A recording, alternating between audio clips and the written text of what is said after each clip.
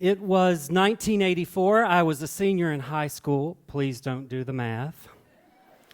And I'm sitting in this creative writing class trying to come up with a poem. It's one of these impossibly hot Kentucky May days that make the senior-itis really kick in. So I go over to the window hoping for a cool breeze and some inspiration. And there, walking across the lawn, was my inspiration, Jeff Sheffer. He looks up at me and tips me the wink with those blue eyes, and I sit down and I write my first love poem. I'll spare you the love poem right now, but I'd like to tell you a little bit about Jeff. He was this tough guy with a heart of gold. He was this really good-looking, charismatic bad boy that would flirt with anybody. You know the type. He even flirted with me. And I didn't know what to do with that, but I loved it. I think maybe Jeff was trying to open my heart to a little bit of possibility. You know, I think Jeff knew who I was before I did. Well, that made me love that man, and a couple other things that I loved about him was that when other people picked on me for being a dancer, he stuck up for me. And the second thing is, he didn't care what other people thought. I mean, to the other boys in school, I was a pariah, but I was Jeff's friend. We hung out together. We'd go riding around. That's what you do in a small town. You ride around. And inevitably, he'd pick up some girl, and she would snuggle up with him in the front seat, and I'd be relegated to the back seat. And if things got heated, he'd take off his leather jacket and throw it to me in the back seat, and I got to snuggle with the leather jacket. Until one time, he busted me.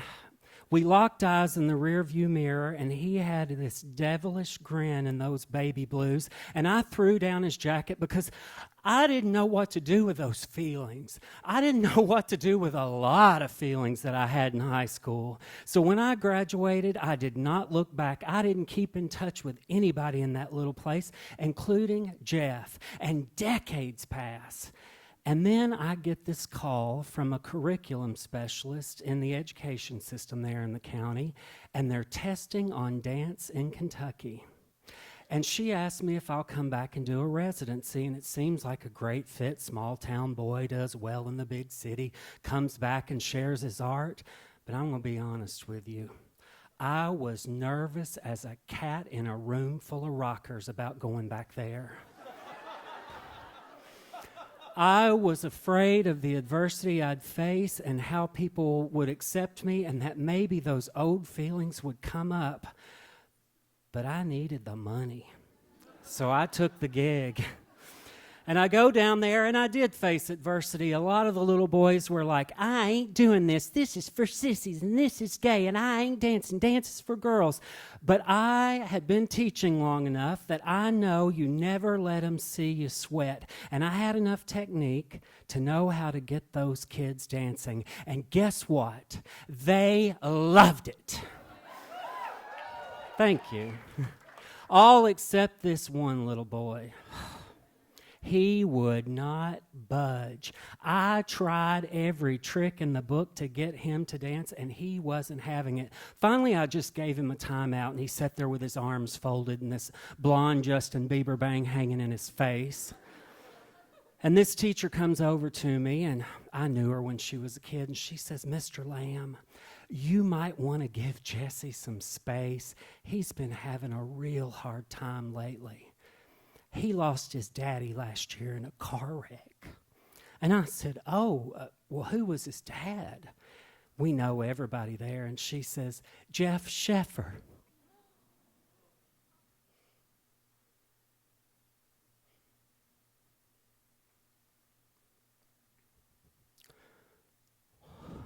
I know as a good teacher, you never let him see you sweat. So I said, I am so sorry to hear that. Do you think I could meet with Jesse after class? And we agreed. So I meet with him down in the library, and I go in, and he's sitting there with his arms folded and that blonde bang hanging in his eyes. And I say, Jesse, I sit down and say, I want you to know that I knew your daddy, and he was an awful good man. And I also want you to know that he was a good friend of mine in high school, and when other people picked on me for dancing, he stuck up for me, and I think he would want you to dance. Do you understand me, son? And he brushed that blonde bang out of his eye, and we connected. I don't think we connected over dance. I think we connected because we could both see how much we were missing Jeff. Well, Jesse came to class the next day, and he danced for a little bit, but I could tell his heart wasn't in it, so I asked him to run sound. And he did a good job. I was grateful for that. And I was grateful to his daddy for teaching me to open my heart up a little bit and not give a damn so much about what other people think, but also for inspiring my first love poem. And oddly enough, that poem is exactly how I still feel about Jeff today. And if you'll indulge my 17-year-old self, I'd like to recite it to you. And it goes like this. Walking in the sunshine, sandy brown hair, wavy and gold, blue eyes that melt your soul, tears in my eyes, wanting to touch, reach out, and hold. Only a dream, now out of sight. Only the hope and memory of love keeps my heart alive. Thank you.